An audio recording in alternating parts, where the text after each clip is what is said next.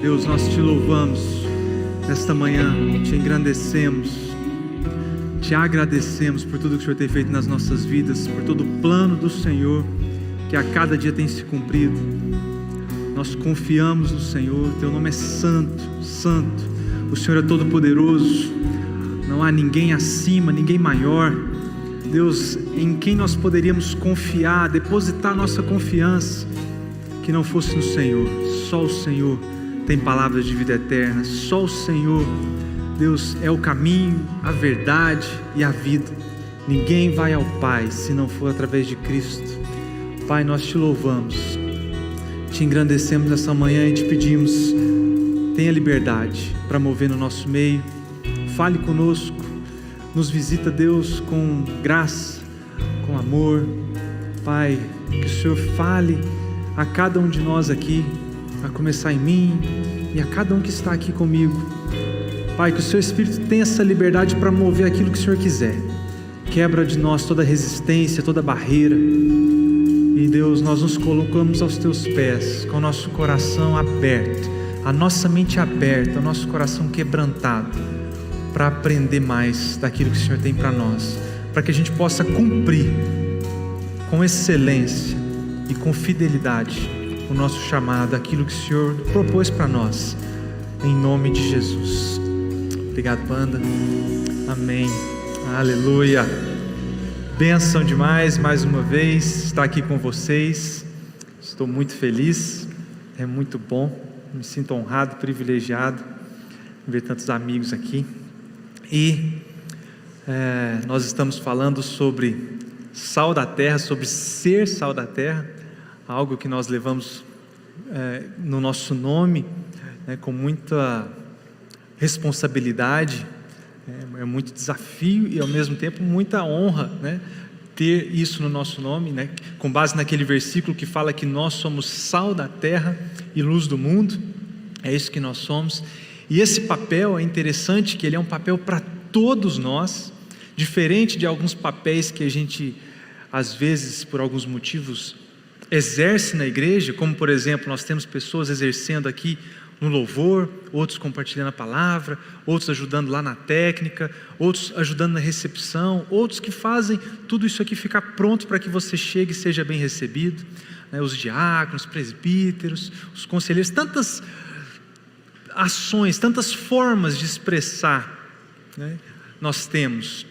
E Deus fala, na palavra de Deus está escrito que Ele ungiu uns para apóstolos, outros para profetas, cada um para uma determinada situação, mas tem algumas coisas que se aplicam a todos nós, e uma dessas coisas é ser sal da terra.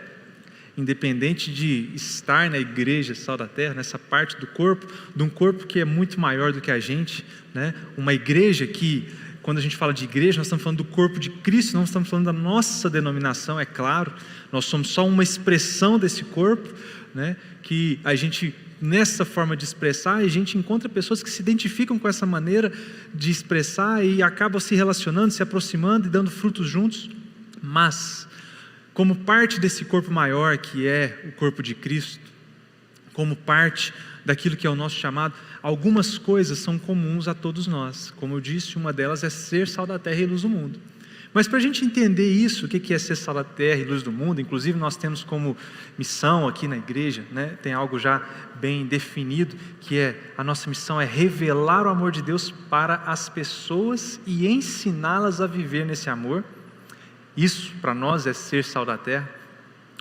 Mas antes da gente entender isso, é importante a gente entender de onde nós saímos, de onde nós fomos tirados, qual que era a nossa condição anterior.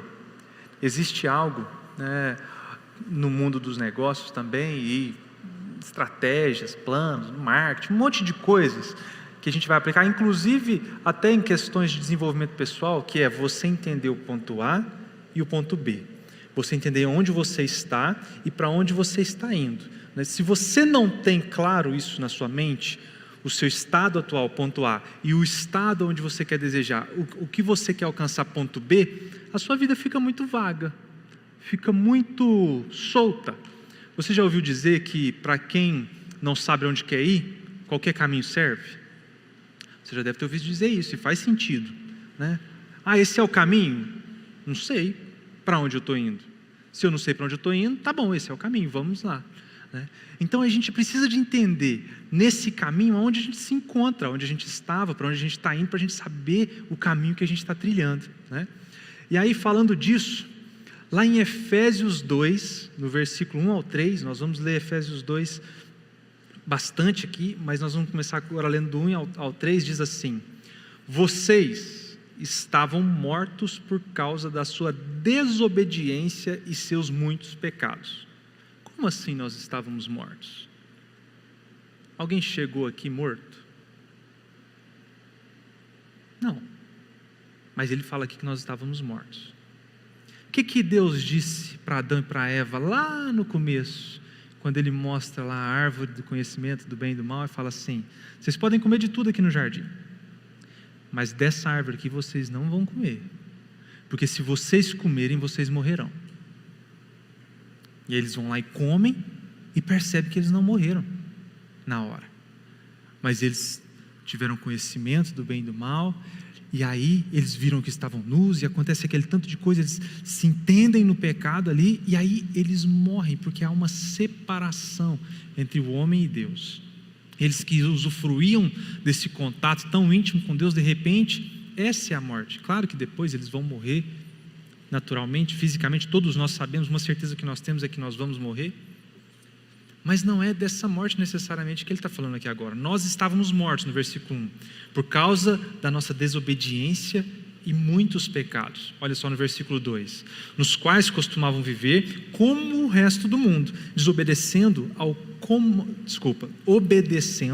comandante dos poderes do mundo invisível. Quem que é esse comandante dos poderes do mundo invisível? A Bíblia fala que o mundo jaz no maligno. O nosso inimigo, o inimigo da nossa alma, né? O diabo. E aí, ele é o espírito que opera no coração dos que recusam obedecer. Versículo 3: todos nós vivíamos desse modo, seguindo os desejos ardentes e as inclinações da nossa natureza humana. Éramos por natureza merecedores de ira, como os demais. Nós éramos inimigos de Deus. Aí você pensa assim: pô, será? Eu não era tão mal assim. Eu era bonzinho, eu fazia muita coisa boa.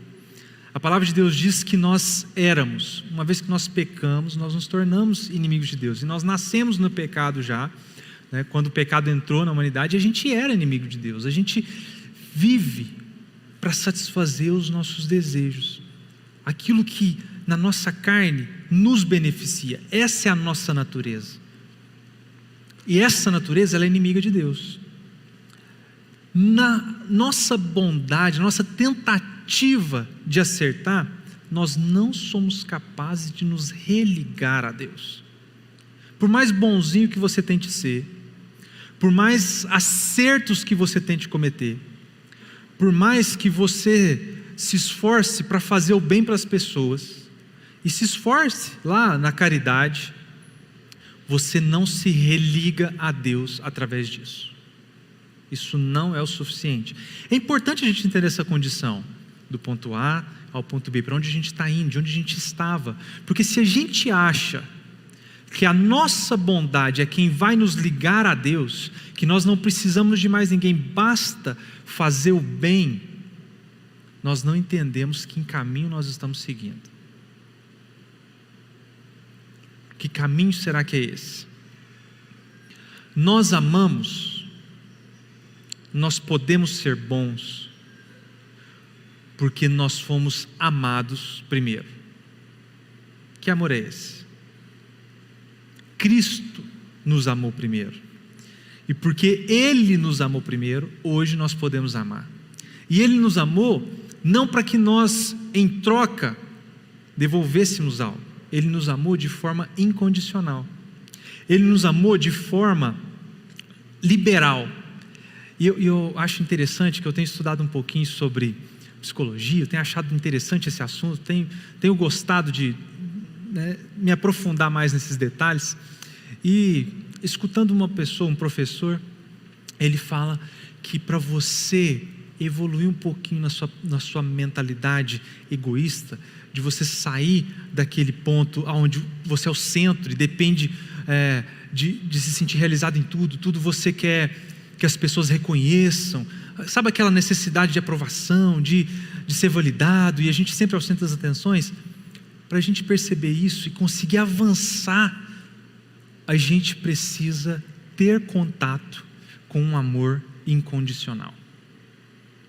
Se os seus pais, ou quem te educou, participou da sua formação, por algum motivo não conseguiu te mostrar esse amor incondicional, você tem uma carência dentro de você, que faz você precisar da aprovação de alguém para ser aprovado, que faz você entender que se você não for bom, você não vai ser aceito, você tem que ser perfeito, você tem que acertar, e aí você se cobra, e você também fica em busca disso das pessoas o tempo todo. Você viu o que eu fiz? Ficou bom? Gostou? Deu certo?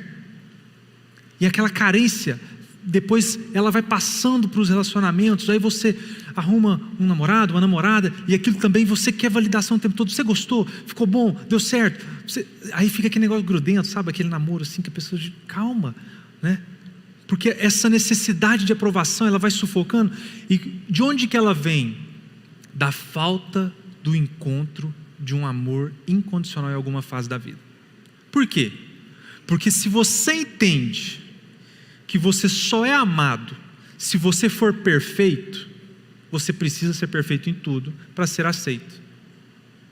Se você entende que se você errar, você vai ser rejeitado, você entra numa posição que você não consegue manter, porque ninguém é perfeito. Isso traz algumas aflições para a gente. Mas quando a gente tem contato com amor incondicional, a gente ganha segurança. Vou te dar um exemplo. Para quem tem filhos, todo mundo pelo menos é filho, né? Mas alguns têm filhos. Para quem tem filho, você ama seu filho porque ele faz o que você mandou? Não. Mas é claro que você fica feliz quando ele te obedece. Mas você o ama porque você é pai e mãe. Você não o ama se ele acertar. Você fica muito contente se ele acertar. Mas se ele erra, você vai ensiná-lo e continua amando. Você não fala para o seu filho de 5 anos assim, se você der uma birra mais uma vez, eu não compro mais comida para você.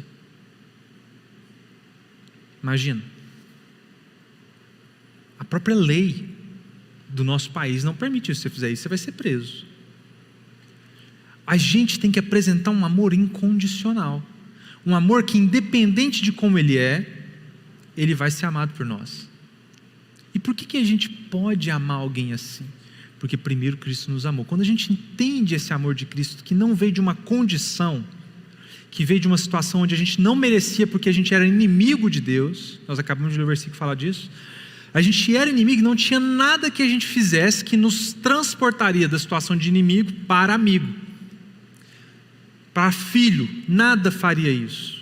Se eu for tão bonzinho, se eu doar os meus bens, se eu ajudar muitas pessoas, Deus vai querer me ajudar e eu vou ser filho e eu vou para o céu, vou encontrar salvação e tudo. Não, nada que a gente fizesse seria suficiente para nos tornar filhos de Deus e nos tornar amados por Ele, por nosso merecimento, porque a gente erra muito, a gente falha muito. Então essa conta sempre ficaria negativa. Você acerta um pouco, mas você errou tanto que essa conta sempre ficaria negativa.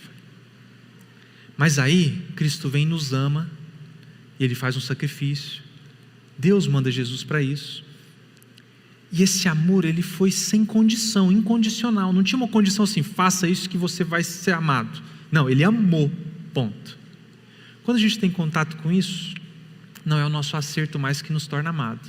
Porém, claro, nós temos uma vida agora a seguir conforme aquilo que nós recebemos. E aí, lá em Efésios 2, ainda continuando o que a gente estava lendo, do versículo 4 ao 10, diz assim: mas Deus, sendo rico em misericórdia, por causa do grande amor com que nos amou, e estando nós mortos em nossos delitos, acabamos de falar que a gente estava morto, não é? nos deu vida juntamente com Cristo. Pela graça sois salvos.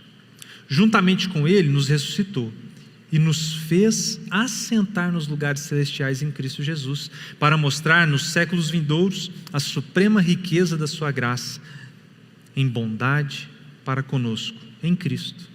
Porque pela graça sois salvos, mediante a fé. Isto não vem de vós, é dom de Deus, não de obras, para que ninguém se glorie. Só um ponto aqui: se fosse a nossa bondade que nos salvasse, a gente podia bater no peito e falar assim: eu mereço, ele não merece. E a gente começaria a julgar as pessoas e se achar melhor que as pessoas. Mas não é assim. Ele fala aqui: não é por obras, para que ninguém se glorie. Você não tem vantagem nenhuma em relação a quem está do seu lado, porque não é o que você faz que te faz salvo. Então isso te permite amar essa pessoa e não se colocar numa posição superior a ela. Versículo 10: pois somos feitura dele, criados em Cristo Jesus para boas obras, as quais ele de antemão preparou que andássemos nela. Mas olha só, ele nos salva por amor e graça incondicionalmente. Então ele nos amou não pelas boas obras, ele nos amou porque ele simplesmente é amor e nos amou. Mas agora ele nos chama para o quê? Para as boas obras. Por que será? É pela graça. Graça é um favor imerecido.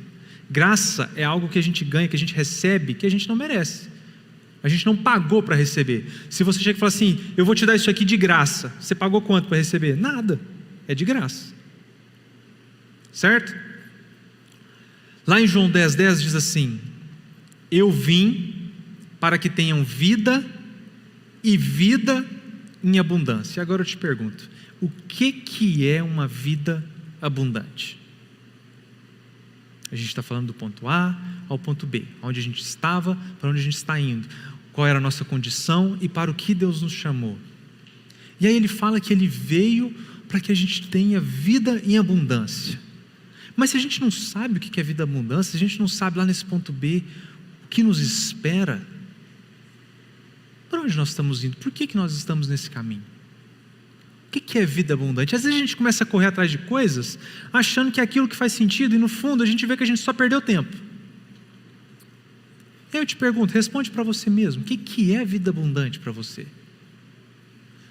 Vida abundante é riquezas, abundância de recursos, uma boa casa, um bom carro, poder ter dinheiro para fazer o que quer. Eu quero viajar, me deu vontade, esse ano eu quero tirar férias e ir para não sei aonde eu vou, eu viajo para o exterior, e vou. Isso é vida abundante? Porque se é isso que você persegue como vida abundante, você vai perceber que lá na frente não faz sentido. Mas quando a gente fala isso, você tem que tomar cuidado, porque nós não estamos dizendo que ter riquezas é pecado. Porque às vezes a gente relaciona as coisas. Quando a gente fala que vida abundante não é isso, aí a gente fala assim: então a igreja está me ensinando que eu tenho que ser pobre. E a gente pensa isso às vezes, que ter recursos nos afasta do propósito de Deus. Não, vida abundante é eu ter o suficiente para repartir. O que eu tenho me atende, resolve meu problema, e eu ainda consigo ajudar alguém, eu consigo dar uma oferta, eu consigo repartir o meu recurso, distribuir. A gente aprende muito observando e tendo experiências, né? E se o conceito de vida abundante fosse esse que às vezes a gente acha, que é ter recurso, ter bens, poder fazer viagens. Eu falei aqui recentemente, eu estive na África agora em janeiro, num trabalho missionário da ONG Missão África, que a gente, como igreja, tem um papel muito importante. E se esse fosse o conceito, eu poderia te falar que aquele povo está enrolado. Eles nunca vão experimentar uma vida abundante. Mas se aquele povo nunca vai poder experimentar uma vida abundante, e ao mesmo tempo a Bíblia fala que ele veio para que a gente tivesse uma vida abundante, então Jesus não veio para aquele povo? Ou será que o evangelho tem uma furada aí e não se cumpre? Porque eles não vão ter uma vida abundante. Falar de viagem de exterior, falar de ter carro, de ter casa. As casas lá, às vezes, num espaço de 3 metros quadrados, com telha de zinco, só de chapa, aquela coisa, sabe, totalmente precária. Aí você olha e fala assim, como um cara desse vai ter vida abundante? Então esse cara vai morrer na miséria, Jesus fala que veio para ter vida abundante, mas e aí? O que é vida abundante? Mas quando você vê aquele povo tendo pouco, mas entendendo, de alguma forma, que eles têm uma vida feliz de alguma maneira, não todos, claro, mas quando eles entendem e agarram isso, Deus começa a fazer essa transformação, e ainda que com pouco recurso, eles estão bem, eles repartem entre si, eles dividem o que têm, eles são satisfeitos com o que têm, não no sentido do conformismo, de não quer evoluir, não, mas eles, tudo bem com o que eu tenho aqui agora, e o que eu posso fazer, eu faço para melhorar. Nosso papel também é ir lá para mostrar, ajudar, como melhorar, levar ferramentas, recursos. Mas olha só, se a vida abundante estivesse retida nesse conceito de ter o que eu sonho, o evangelho não conseguiria honrar com essa palavra que Cristo acabou de falar. Mas vida abundante é a partir do momento que eu entendo e o que Paulo diz, que eu sei estar bem com pouco, sei estar bem com muito. Eu tudo posso naquele que me fortalece.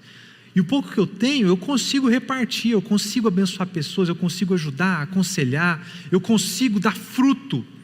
Isso é uma vida abundante. E aí a gente vai ter pessoas na África com tão pouco, numa casa tão simples, vivendo uma vida que faz mais sentido e às vezes melhor do que pessoas que estão aqui com tanto recurso e não sabem para onde estão indo. E gastam apenas consigo e não entendem aquilo que é o propósito para o qual foi chamado. Nós fomos chamados para o ministério da reconciliação. Isso está escrito lá em 2 Coríntios 5, versículo 17 até o 20, diz assim: portanto, se alguém está em Cristo, é nova criação, é nova criatura. As coisas antigas já se passaram, eis que tudo se fez novo. Tudo isso provém de Deus, que nos reconciliou consigo mesmo por meio de Cristo e nos deu o ministério da reconciliação. Ou seja, que Deus em Cristo estava reconciliando consigo o mundo, não levando em conta os pecados dos homens, e nos confiou a mensagem da reconciliação. Presta atenção nisso aqui agora. No versículo 20 diz assim: portanto, somos, quando ele fala somos, ele está falando para quem? Para mim e para você. Ele não está falando quem está tocando aqui, quem está ajudando ali, quem dá a palavra aqui, eles são, e eu estou aqui só recebendo. Não. Ele começa lá no 17, nós lemos assim: se alguém está em Cristo, nova criatura é. Quem aqui está em Cristo? Então você é nova criatura. O que é ser uma nova criatura? Transformado no nosso entendimento, no nosso propósito, nos nossos objetivos, naquilo que a gente entende como valor agora, transformados na nossa natureza egoísta. E agora, olha só o que ele fala no versículo 20, para nós que temos esse novo entendimento. Portanto, somos embaixadores de Cristo. Como se Deus estivesse fazendo o seu apelo por nosso intermédio, por amor a Cristo suplicamos, reconciliem-se com Deus. Você sabe o que significa embaixador? Eu busquei a definição no dicionário e fala assim: embaixador é a categoria hierarquicamente mais importante de representante diplomático de um Estado junto ao outro. Ele detém plenos poderes para atuar em nome do Estado. Esse é o embaixador de um país. Agora a palavra de Deus diz que nós somos embaixadores de Cristo, embaixadores falando em nome de Deus. Nós temos noção do tanto que isso é importante, sério, e a responsabilidade que é isso. Se Cristo me chamou e chamou você para ser embaixador dele, quando a gente fala algo para alguém, dando um conselho, uma dica, a forma como a gente trata, sabe o que a gente quer dizer com isso? Nós temos autoridade de fazer em nome de Deus. Isso é poderoso e é um peso muito grande, um peso de uma responsabilidade, porque a gente tem que avaliar agora como Deus agiria no meu lugar fazendo o que eu estou fazendo. Quando você está lá no seu trabalho, na sua empresa, às vezes você que é o patrão, chega para conversar com o seu funcionário e você vai e aborda ele numa situação, a forma como você trata aquilo reflete a forma como Deus trataria, porque agora Ele te deu poder para ser embaixador, Ele te deu poder para falar no nome dEle. Mas olha bem o que você vai dizer, porque se você falar coisas que Deus nunca disse, Ele vai cobrar de você. Porque se um embaixador for agir em nome do nosso país, ele tem todo o poder para tomar decisões, mas as decisões dele ele presta conta. Isso é muito bom, por mais que isso às vezes pese, mas isso é muito bom porque isso é um privilégio, isso nos dá acesso a Deus. Lá em Efésios 2,18 diz assim: agora por causa do que Cristo fez, todos temos acesso ao Pai pelo mesmo Espírito. Deixa eu te falar uma coisa, se lá na sua casa, no seu vizinho, alguém que está do lado, próximo, tem alguém precisando de uma ajuda rápida, uma oração rápida, algo assim, uma intervenção rápida, que você fala assim: meu Deus, eu não consigo trazer alguém com mais experiência que eu não consigo chamar o pastor, não consigo chamar alguém que... sou eu agora. Você tem todo o poder e autoridade para resolver aquela situação. Você tem todo o poder e autoridade para orar, colocar sua mão e Deus fazer um milagre. Você tem todo o poder e autoridade para dar ordem aos demônios e eles fugirem. Você tem todo o poder e autoridade para ser a voz de Deus e falar assim: chega, essa palhaçada acaba agora, porque Deus chegou aqui e Deus diz isso na palavra dele. Sabe o que nos falta? Conhecer o poder que nós temos. A gente não faz porque a gente tem preguiça de conhecer. Se a gente se esforça em conhecer aquilo que Deus colocou na nossa mão e a gente pratica, nós podemos. Agora você me diz, o que eu posso fazer em nome de Deus que você não pode? Pensa nos seus problemas, pensa nos desafios da sua família, pensa nas questões de trabalho, pensa naquilo assim que tem te afligido. Agora na boa assim, pensa o que eu posso fazer por você que você não tem autoridade para fazer, segundo o que a Bíblia acaba de dizer. Tá certo que tem uma questão de experiência, uma questão de conhecimento, e a gente procura aprender, e a gente aprende com quem sabe mais, certo? Então a gente não conhece, a palavra de Deus fala assim: errais por não conhecer as Escrituras. A gente procura conhecer, à medida que a gente vai conhecendo, a gente vai conseguindo aplicar. Mas o que eu quero despertar para você aqui agora é que basta você querer conhecer. Isso não é para outra pessoa, isso é para mim e para você. Você, assim como eu, foi chamado para ser embaixador de Cristo aonde você está. E agora nós podemos ser sal da terra. Esse é o ponto B. De inimigo para agora representante, sendo parte de uma família. Lá em Efésios 2, do 19 ao 20, diz assim: portanto, vocês já não são estrangeiros, mais desconhecidos, pessoas de longe, forasteiros, mas concidadãos dos santos e membros da família de Deus. Fecha o olho agora. Fala assim com você mesmo: eu sou membro da família de Deus. Eu sou membro da família de Deus. E Ele me chamou para ser embaixador, me deu autoridade para falar no nome dEle. Pode abrir seus olhos.